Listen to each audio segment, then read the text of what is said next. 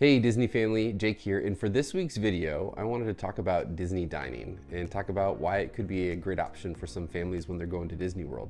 So Disney wants to make it as easy as possible for you to go and eat at their restaurants while you're there in Disney World. And so Disney dining provides you a way to prepay for your meals in advance as a part of your resort package, so you don't have to pay out of pocket when you're there.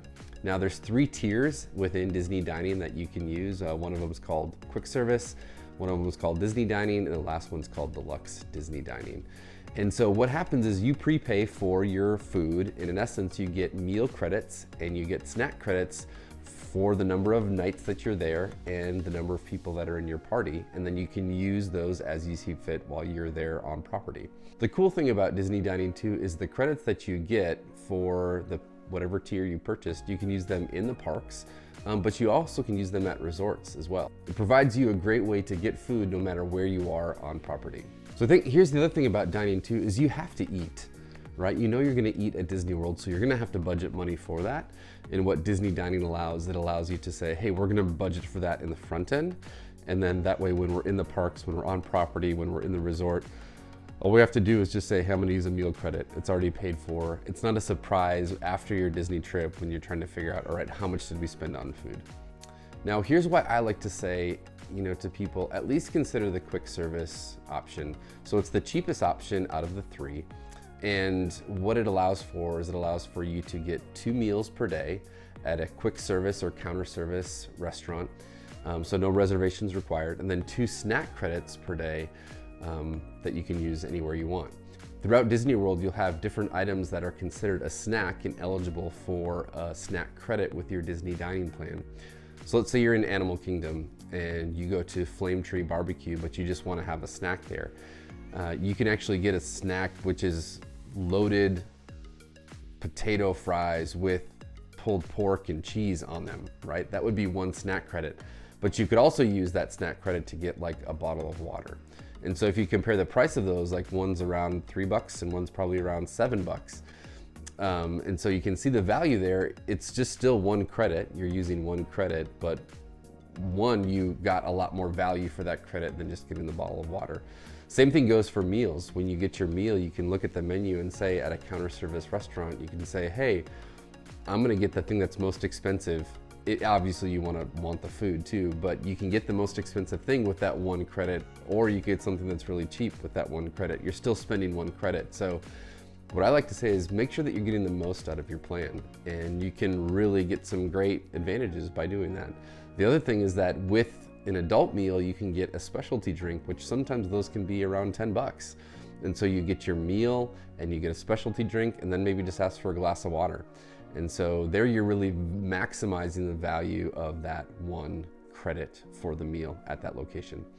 I will say this, overall, I think you have the ability to probably spend less money on food if you want to be really frugal and bring snacks in and try and eat as cheaply as possible. It is definitely an option. And I think for some people, that's probably the best option if you want to go to Disney on the cheap, just as cheaply as possible.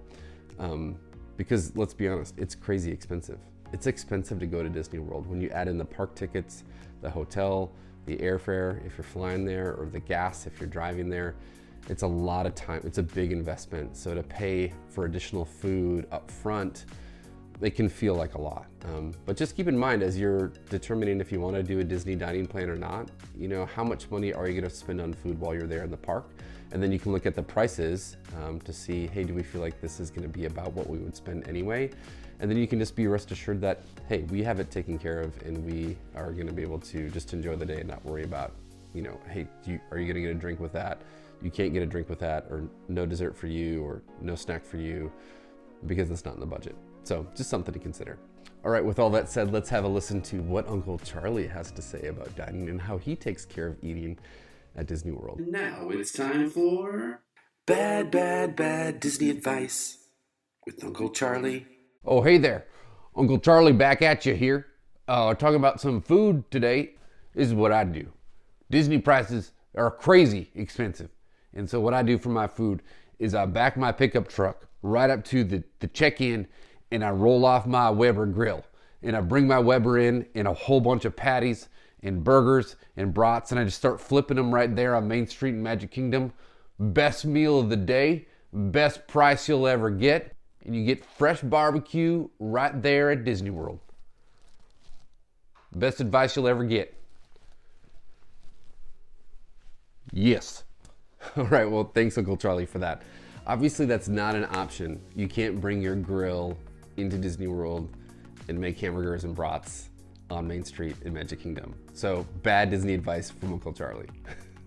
All right, well, now it's time for our mailbag segment. Here we go. Mailbag. So this week we got another postcard, and if you'll notice, it has a Beauty and the Beast castle there, or the castle that Beast lived in. So let's take a read together.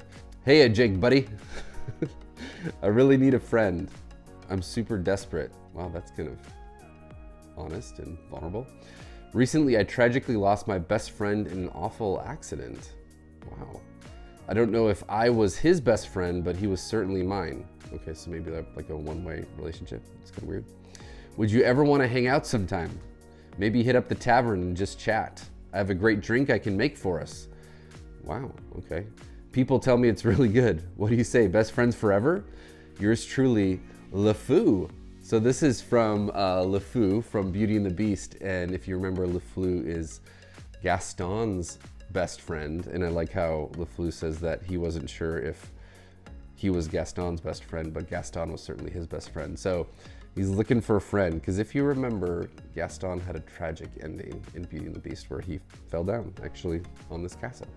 So I'll say this to you, LeFou, I'd love to hang out. So next time in Disney World, I know that Gaston's Tavern is there in Magic Kingdom. We should go and hang out, have a LeFou's brew, and just chat it up. It'll be great. I hope to see you there.